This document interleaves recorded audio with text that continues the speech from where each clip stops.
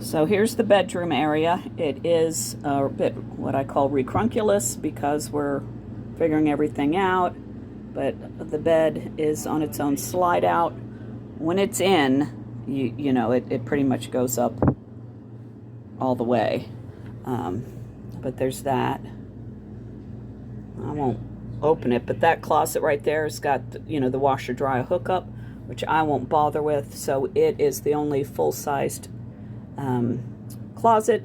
So that is where I put mops, vacuum, you know, that all that kind of cleaning, tall cleaning supply stuff. So this place also has a upstairs. So, you know, grandkids come to visit, husband snores too much, whatever the case may be. You see that fan right there?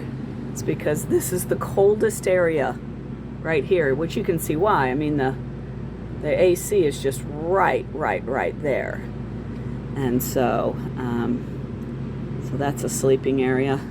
Push come to shove, there's another, but quite a bit shorter sleeping area over here.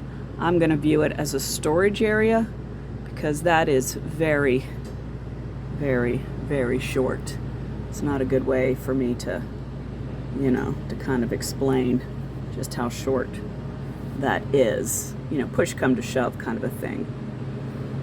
But they also say no chunky monkeys up here. Maximum up here is 800 pounds. So that's the upstairs. See, it's got USB and electricity and a little nook right there. And then over here is a storage closet.